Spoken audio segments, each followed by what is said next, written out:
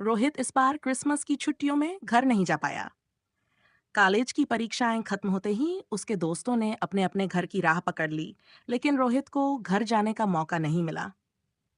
उसकी एक महत्वपूर्ण प्रोजेक्ट सबमिशन डेट 26 दिसंबर को थी और वह चाहता था कि इसे पूरी मेहनत से तैयार करे।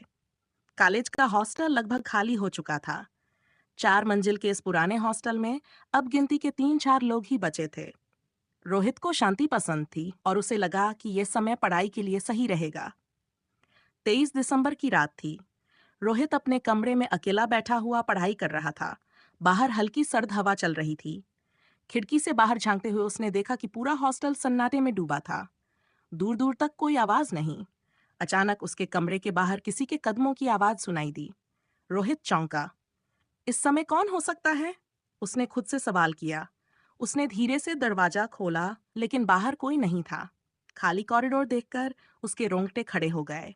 वह ये सोचकर वापस अंदर आ गया कि शायद कोई और बचा हुआ स्टूडेंट होगा।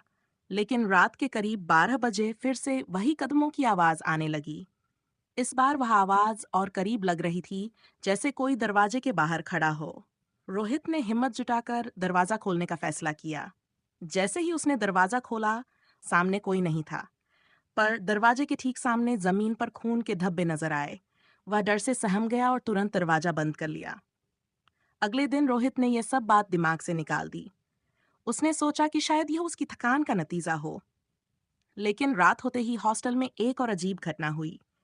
करीब 11 बजे, जब रोहित पढ़ाई कर रहा था, अचानक लाइट चली गई।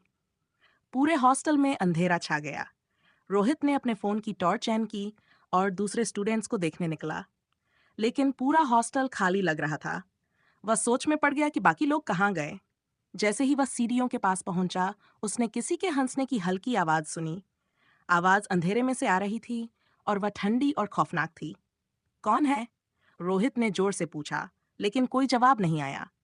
तभी उसने महसूस किया कि वह अकेला नहीं है। किसी ने उसके कंधे पर हल्का सा हाथ रखा। रोहित ने घबराकर पीछे पलटकर देखा, लेकिन वहां कोई नहीं था। डर और ठंड के मारे उसकी हालत खराब हो गई। वह दौड़ता हुआ अपने कमरे में वापस चला गया। रोहित को उस रात नींद नहीं आई।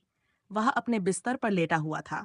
जब उसे लगा कि कोई उसके कमरे में है, उसने देखा कि कमरे के कोने में एक छाया खड़ी थी। कौन हो तुम? रोहित ने कांपती आवाज में पूछा।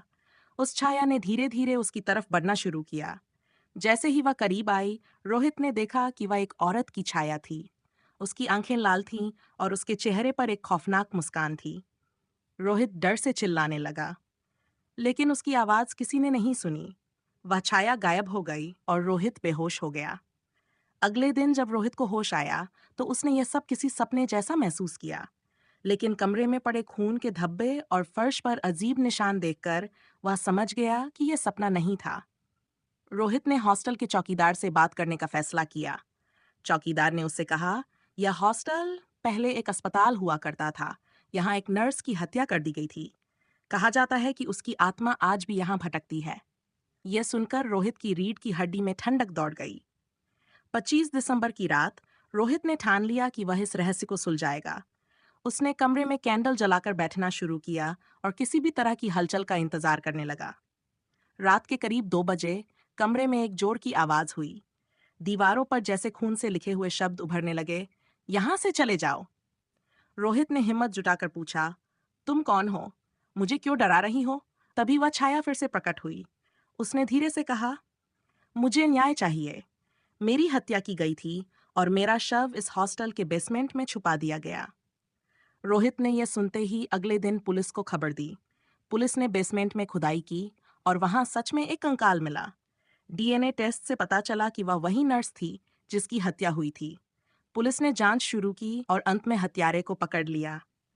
उस घटना के बाद रोहित ने हॉस्टल छोड़ दिया,